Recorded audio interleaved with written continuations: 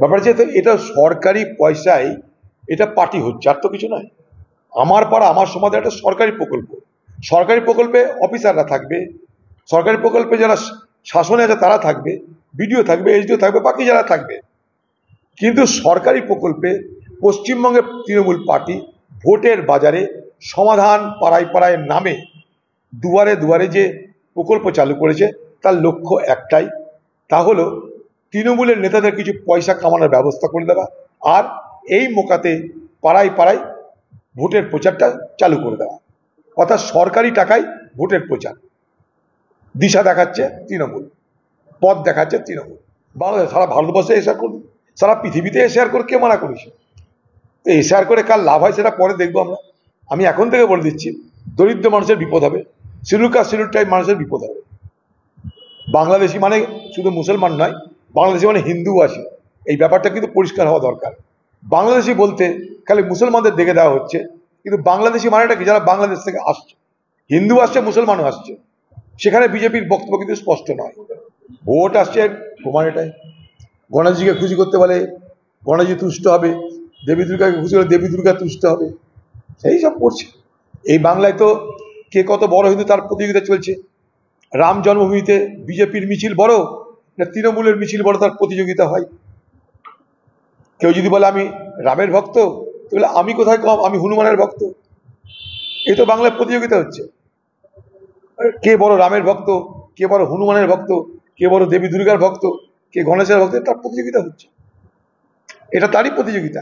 দেখবেন না প্যান্ডেল প্যান্ডেলে কত লুটের পয়সায় প্রসাদ খাওয়ানো হবে, খাবার খাওয়ানো হবে। এই তো শুরু হয়ে গেল, ভোটের সিজন শুরু হয়ে গেছে, লোককে খাওয়ানো শুরু হয়ে যাবে।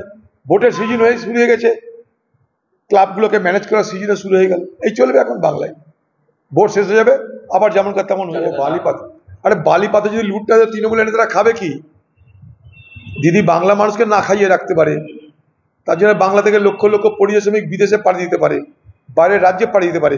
তৃণমূলের নেতা নেত্রীরা, তৃণমূলের চোরটা যারা তৃণমূলের হয়ে দিদির দখল রাজ কায়েম করে রেখেছে, সেই দখলদারদের যদি দিদি হাঁটিয়ে দেয়, তারা যদি না খেয়ে কষ্ট পায়, তো দিদি কি করে শান্তিতে ঘুমায়? তা দিদির চোর ভাইরা, লুটেরা ভাইরা, তারা যেন কোনো অভাবের সম্মুখীন না হয়, তার জন্য বালি পাথর কয়লা যা যা আছে বাংলায় লুট করো, তার অবাধ লাইসেন্স দিদি দিয়ে দিয়েছে। দিদি লাইসেন্স দিয়ে দিয়েছে যে যেখানে যেখানে ফাঁকা জায়গা আছে সেগুলো দখল করো, জলা আছে জলাভূমি ভরিয়ে দাও, বালি আছে বালি তুলে নাও, পাথর আছে পাথর কেটে নাও, রাহাজানি করো, চুরি করো, বাটপাড়ি করো, প্রমোটারি করো, কিন্তু আমার পার্টিটা করো। এই তো দিদির স্লোগান। তার জন্য ভাইরা অভাবে পড়লে দিদি কি করে থাকবে? দিদি তো ভাইদের ভালোবাসে, তাদের দয়া দিদি ক্ষমতায়, তাদের যেন অভাব না হয় তার জন্য বালি পাথর চুরিতে কোনো নিষেধাজ্ঞা কোথাও করতে পারে না, নাহলে ইডি ধরবে কেন? ইডিটা কি? ইডি হচ্ছে কোনো আর্থিক তছরূপ বলে সেখানটা ইডি দেখভাল করে বা সেখানে তদন্ত করে। তো দেখা ইডি কি করছে দেখি না আমরা। আমাদেরকে না বুঝিয়ে ইডি নিজেকে বোঝাক, কোর্টকে বোঝাক, শাস্তি দেওয়ার ব্যবস্থা করুক, যাতে এই বাংলায় আর কোনো তৃণমূলের চোর নেতা চুরি করতে, বাটপাড়ি করতে, রাহাজানি করতে, দুর্নীতি করতে ভয় পায়। তার জন্য দৃষ্টান্তমূলক শাস্তির ব্যবস্থা ইডিকে করতে হবে। আমাদেরকে বুঝিয়ে ইডির লাভ নাই কার কটা অ্যাকাউন্ট না অ্যাকাউন্ট। আপনারা তার শাস্তির ব্যবস্থা কি করছেন? যেটা মানুষকে বলছেন, কোর্টকে সেটা বোঝাতে পারছেন না কেন? ইডির অধীনে যে তদন্ত, সেই তদন্তের সাজাপ্রাপ্তের পরিসংখ্যান কি বলুন? সবাই দেখতে পাচ্ছে, কে পালাচ্ছে, কে পাঁচি টপকাচ্ছে, কে মোবাইল ফেলে, সবাই দেখতে পাচ্ছে। কিন্তু যেটা দেখতে পাচ্ছে না সেটা হচ্ছে শাস্তি। পালানো দেখছে, চুরি করা দেখছে, টাকা দেখছে, তদন্ত দেখছে, কিন্তু বাংলা মানুষ যেটা দেখতে পাচ্ছে না সেটা হলো অপরাধীর শাস্তি, যোগ্য শাস্তিটা দেখো। ব্যক্তিগতভাবে চাঁদা দেয়নি, সরকারি কোষাগার থেকে চাঁদা বন্টন। সরকারি কোষাগারের টাকা মানে মানুষের টাকা, তো যেখানে মানুষের চাঁদা সেখানে তার একটা অ্যাকাউন্টেবিলিটি থাকবে, তার দায়বদ্ধতা থাকবে, টাকাটা কোথায় খরচা হলো, কীভাবে খরচা না হলো। যদি হাইকোর্ট দেখে তো এটা নিয়ম অনুযায়ী দেখেছে, এটার মধ্যে অস্বাভাবিক কিছু নেই।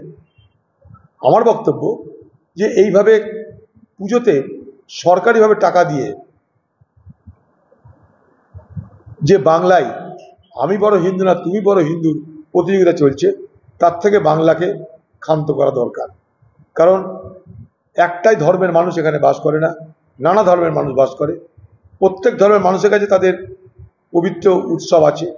যেমন প্রিয় উৎসব আমাদের দুর্গাপুজো, কারোর উৎসব ঈদ, কারো উৎসব বড়দিন। সবাই বাংলার অধিবাসী, তাদের সকলের জন্য তো কোনো ব্যবস্থা হয় না। হঠাৎ করে দুর্গাপুজোতে আলাদা করে ক্লাবগুলোকে চাঁদা দিয়ে বাংলার যুব সম্প্রদায়কে তৃণমূল তার নিজের পকেটে রাখার চেষ্টা করছে, তার ভোটার হিসেবে ব্যবহার করার চেষ্টা করবে। এটার মধ্যে কোনো নতুন কিছু নেই, এটা তৃণমূলের রণনীতি, সেটা তৃণমূল করছে এবং সেইটা করতে তাকে সরকারি কোষাগার ভেঙে করতে হচ্ছে। অর্থাৎ সরকারি কোষাগার ভেঙে তৃণমূল এখানটায় যুবক যুবতীদের, বাংলার যুবকদেরকে, বাংলার ক্লাবগুলোকে খরিদ করে নেওয়ার চেষ্টা করছে। এটা হচ্ছে এই সরকারি মদতে দুর্গোৎসবের সাহায্য করার পিছনের আসল কারণ। খুব দুর্ভাগ্য, খুব দুঃখজনক এবং নৃশংস ব্যাপার। এটা যে কোনো মানুষের জন্য একটা হৃদয় বিদারক ঘটনা। এসব অল্প বয়সী ছেলেমেয়েরা তারা আবেগের দ্বারা পরিচালিত হয়ে তারা বিপথে পরিচালিত হচ্ছে। এটা আমাদের সমাজের জন্য দুশ্চিন্তার কারণ। কারণ প্রত্যেকের ঘরে ছেলে আছে, মেয়ে আছে, সকলের উপর তো বাবা মারা নজর রাখতে পারেন না সবসময়। আমাদের সামাজিক বাতাবরণটা এমন কলুষিত হয়ে গেছে, সামাজিক বাতাবরণটা এত বিষাক্ত হয়ে গেছে, সেই বিষাক্ত বাতাবরণে নানা মানসিক অসুস্থতার অনুপ্রবেশ ঘটছে। এগুলোকে আমি বলবো এগুলো মানসিক অসুস্থতা দায়ী এগুলোর জন্য। তাই যেমন বড় বড় মানুষের অর্থাৎ বয়স্ক মানুষদের মেন্টাল স্ট্যাটাস, মানসিক অবস্থা কেমন সেটা দেখার জন্য যেমন পর্যবেক্ষণ হয় বা শুরু হয়েছে, তেমনি যুবক যুবতীদেরও মানসিক স্ট্যাটাস দেখার জন্য পর্যবেক্ষণ হওয়া জরুরি। স্বাস্থ্যমন্ত্রী বাংলার মুখ্যমন্ত্রী তাকে বলবো যে এই সমস্ত মানসিক বিকারগ্রস্ত ছাত্রছাত্রীদের, যুবক যুবতীদের যাতে স্বাস্থ্য দপ্তরের অধীনে কোনো কার্যক্রমের মধ্যে দিয়ে, কোনো প্রক্রিয়ার মধ্যে দিয়ে সুস্থ স্বাভাবিক জীবনযাপন পরিচালনার ব্যবস্থা করা হয়, তার দিকে নজর রাখা দরকার। আমি এটা কালকে উত্তর দিয়ে দিয়েছি। এগুলো ঠিক না। একটা কলেজের পরীক্ষার সঙ্গে ছাত্র পরিষদ, তৃণমূল, তাদের প্রতিষ্ঠা দিবসে কোনো সম্পর্ক থাকা উচিত নয় বলে মনে করি। পরীক্ষা ছাত্রদের উৎসব, ছাত্রদের উৎসব। এটা কোনো সরকারি উৎসব তো নয়। তৃণমূল ছাত্র পরিষদ পার্টির একটা সংগঠন। পার্টির উৎসব আর পরীক্ষা এই দুটোকে দুয়ে চার করাটা অন্যায় বলে মনে করি। সেই জন্য কলেজের পরীক্ষা যেন কোনো বিঘ্ন না হয় তার দাবি থাকবে।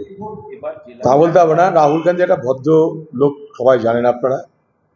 তিনি একটা আন্দোলন করছেন, সেই আন্দোলনে যারা ইন্ডিয়া জোটের সঙ্গে থাকবার কথা বলে, যারা ইন্ডিয়া জোটের লোক বলে দাবি করে, তাদের সকলকে তিনি আমন্ত্রণ করেছেন। সেই আমন্ত্রণে সাড়া দিয়ে যদি তারা মনে করে যে রাহুল গান্ধীর আন্দোলনকে সমর্থন করা দরকার, তাহলে তারা যাবে। রাহুল গান্ধীর এটা শিষ্টাচার, এই শিষ্টাচার রাহুল গান্ধী সকলের সঙ্গে সবসময় করে থাকে। তৃণমূল মানে তো এটাই করে, আর কি করা যাবে।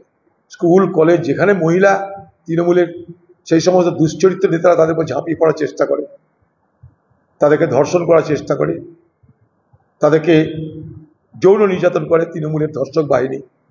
এটা বাংলায় সর্বত্র হচ্ছে, নদিয়াতে হয়েছে। নদিয়াতে অনেক ঘটনা অলরেডি ঘটে গেছে, ধর্ষণ করে খুন করা হয়ে গেছে, ধর্ষণ হয়ে গেছে, গুলি চলছে। সারা বাংলায় এই চিত্র আমরা সর্বত্র দেখতে পাচ্ছি।